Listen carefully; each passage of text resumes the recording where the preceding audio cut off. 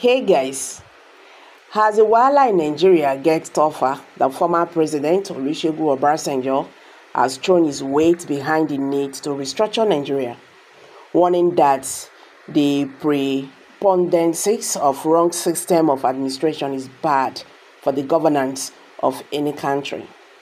Hello everyone, welcome back to Prospect Channels TV. Thank you for always coming out here. If you are just joining us, please kindly subscribe.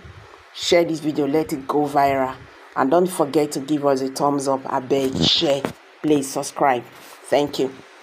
The former president Olusegun Obasanjo has thrown his weight behind the need to restructure Nigeria, warning that the preponderance of wrong systems of administration is bad for the governance of any country.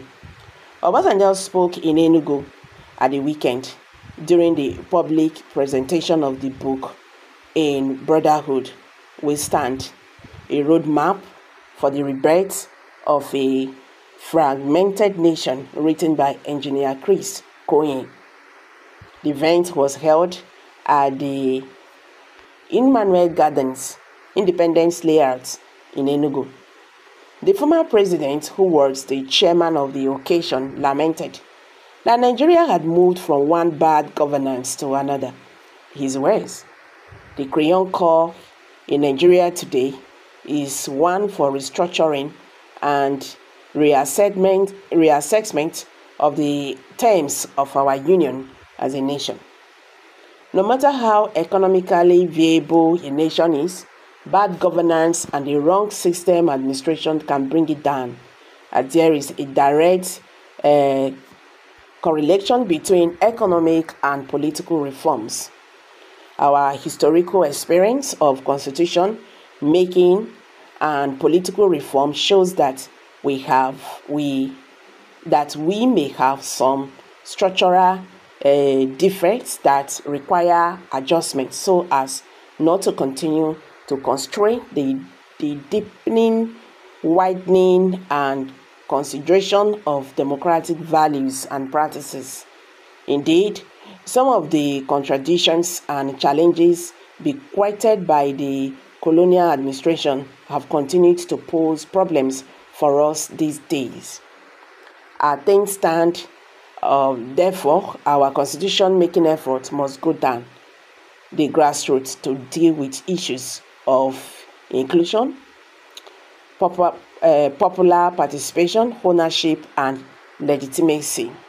Record that a few days ago, the former president Olusegun Obasanjo also said that the activities of bandits and kidnappers in Nigeria have increased due to the unemployment situation in the country. He spoke during his address at the 9th International Trade Exhibition and Conference on Agro-Food, Plastics, Printing and Packaging, which was held in Lagos on Tuesday. The trade fair was jointly organized by Trade Fair Mars and the Organization for Technology Advancement of Cold Chain in West Africa. Of course, if we are able to achieve this, it will improve our security. Part of our insecurity and men and women that are not properly engaged. If we are able to give them employment, there will be less of them getting involved in banditry, in kidnapping, and in doing various other criminal activities that they get involved in, Obasanjo noted. The former president, who described himself as a madman for agriculture, said there was need to promote agro-businesses for food security, nutrition, security employment, wealth creation, poverty elimination, and income generation, particularly foreign exchange. According to him, the drive towards food security in the country must encapsulate food availability, affordability, and accessibility. Obasanjo said, "A friend of mine said to me, 'You must be a madman.'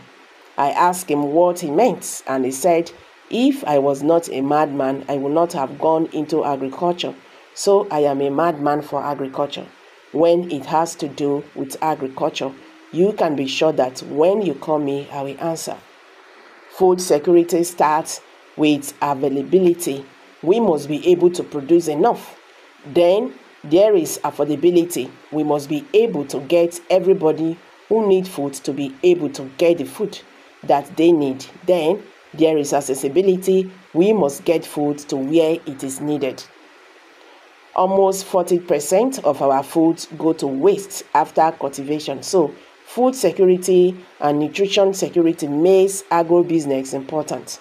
Speaking further, Obasanjo noted that one of the most potent means of curbing youth migration, unemployment, and insecurity is to get more young people to embrace agriculture. He regretted that Nigerian youth often prefer to exploit opportunities in the entertainment industry, which underscores the need to make agriculture more glamorous. He also called on policymakers at all levels to ensure policy consistency that would allow farmers to set short and long-term targets without worrying about possible policy or some sorts which may topple their plans. So guys, what's your take on this? Let's hear from you. What's your take? Kindly drop your comments below the comment section. Thank you.